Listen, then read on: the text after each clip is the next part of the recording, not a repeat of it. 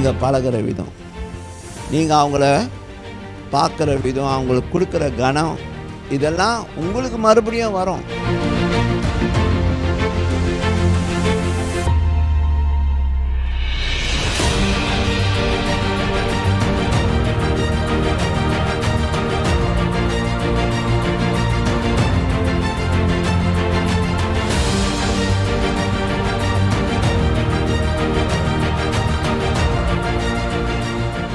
ஒரு பாஸ்னா ஆஃபீஸ்க்குள்ளே போனோன்னே ஆஃபீஸ்க்குள்ளே அவர் என்டர் பண்ணும்போது எல்லாம் குட் மார்னிங் சொல்லுனா, வந்தேனே காலையிலே வந்தேன், ஆஃபீஸ்க்குள்ளே என்டர் பண்ண யாருமே குட் மார்னிங் சொல்ல அப்படின்னு அந்த மாதிரி அதிகாரம் பண்ணுவாங்க.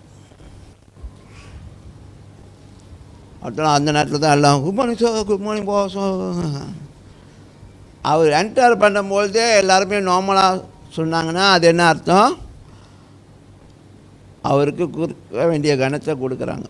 ஸோ நீங்கள் உங்களுக்கு ஆண்டவர் கொடுத்த கனத்தை நீங்கள் எப்போதுமே கொண்டாடணும்.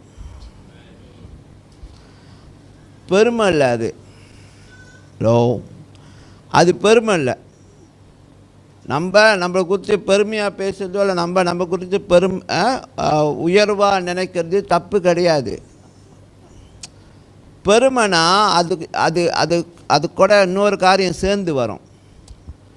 இப்போ ஆனரபிள்னால் அந்த கனத்துக்குரிய நபர், உங்களுக்கு கனத்துக்குரிய ஒரு காரியம் உங்களை குறித்து இருக்குது.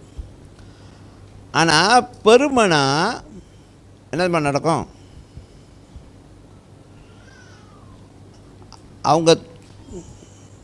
அவங்கள குறித்து உயர்வாக நினைப்பாங்க. அதே நேரத்தில் அந்த உயர்வோடு சேர்ந்து ஆணும் இருக்கும்.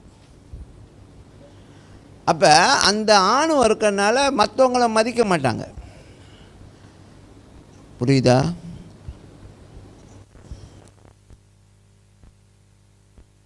அளப்பற அப்படியே இருக்குமா, அது இருக்குதுமா, இவ்வளோ வச்சுருக்கேன், பேங்கில் இவ்வளோ வச்சுருக்கேன், அப்படியே உங்களை பற்றி அப்படியே பேசிக்கிட்டே இருப்பாங்க.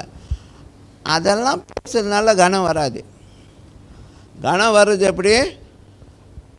அவங்களோடு நீங்கள் வைக்கிற நட்பு, அவங்களோடு நீங்கள் பழகிற பழக்கம், இது நிமித்தம் தான் நமக்கு என்ன வருது?